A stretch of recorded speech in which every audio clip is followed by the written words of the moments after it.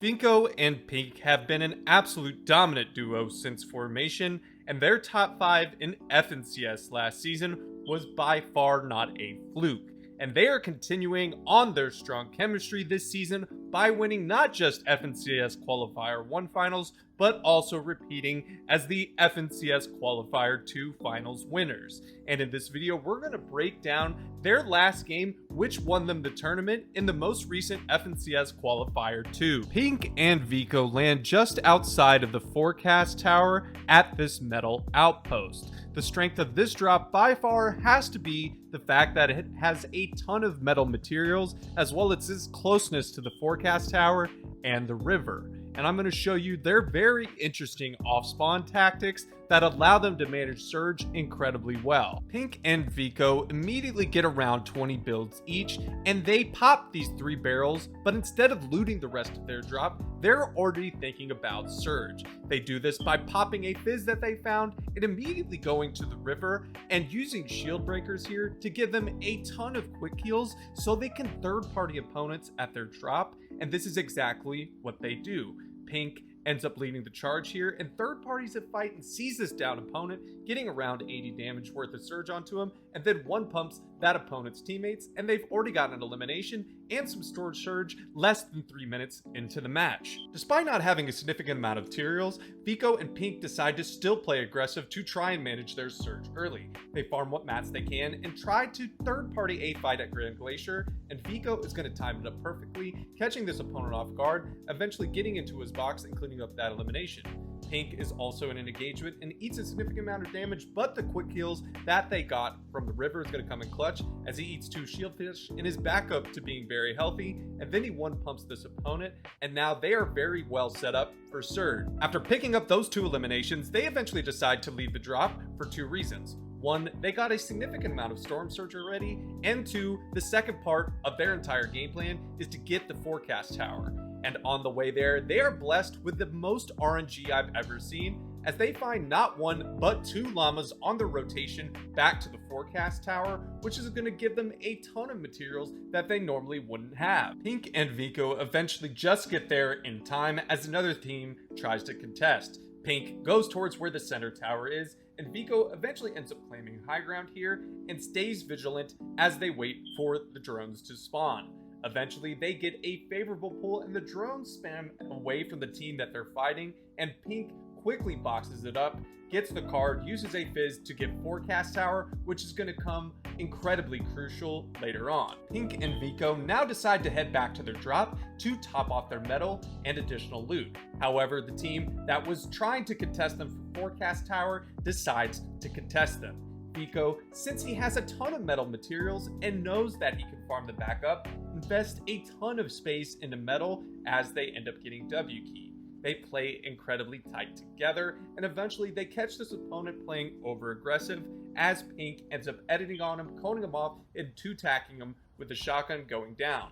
Vico ends up taking a little bit of damage here after getting out traded, but they get back to each other, heal up, and eventually that opponent is isolated and Vico cleans up this kill, and they have 5 eliminations before really entering the mid game, and they are already set up for Storm Surge. After picking up this duo, they are now completely set for their entire game. Their Storm Surge is managed, and now they have the ability to easily position wherever they want with Forecast Tower. They go back into the storm here eventually after fishing for more heals, and then use the chain of Hades to fish the rest of the fishing spots to ensure that they have the maximum amount of quick heals going into the end game.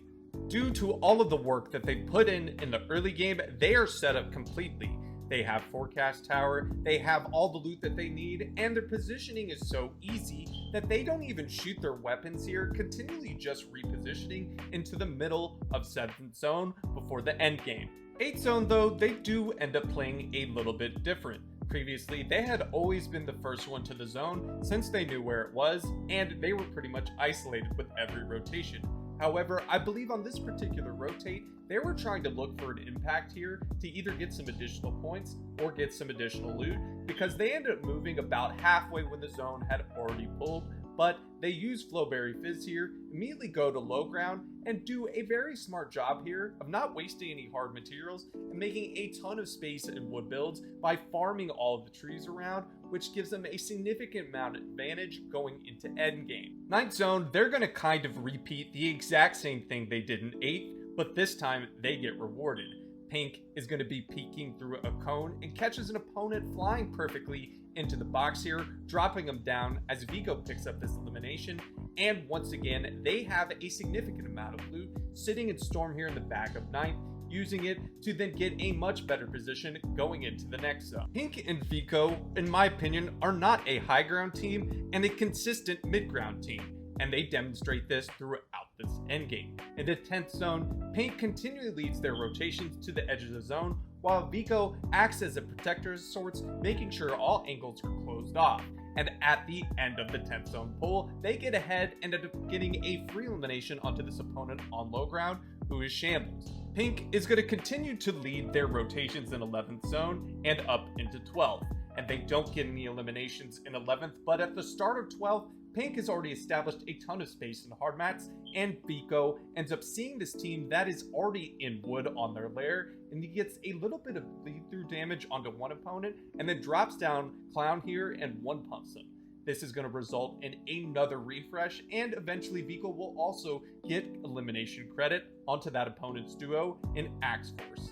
Now, it is time for the endgame here, and they continually repeat what they've been doing the entire time.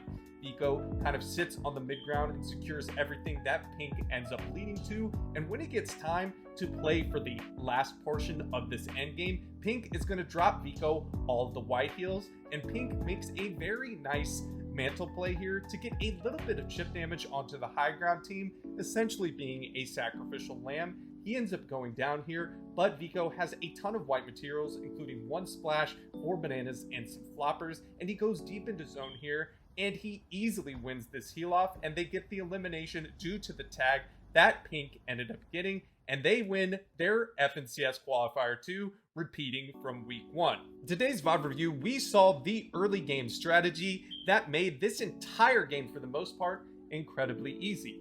Manage your surge early, maximize the advantages of your drop spot, such as metal and the forecast tower, play for surge early, very aggressively, and that makes your mid game so incredibly easy, where you don't even need to shoot your weapon for multiple zones. We saw their strategy in endgame, which wasn't to play high ground, but continually have good positioning here due to the fact that they had forecast tower and Pinq's easy ability to lead in uncongested areas. Vico continually made sure that they were protected and also got important impacts when needed, and they had enough white heals as well to ensure that they were going to win this heal off. An absolute masterclass from this duo. Well guys, that's going to do it for today's video. I hope that you guys did enjoy. If you did, please drop a like on this video, hit that subscribe button, and turn on post notifications. And I hope I'll be seeing you in the next one. Peace.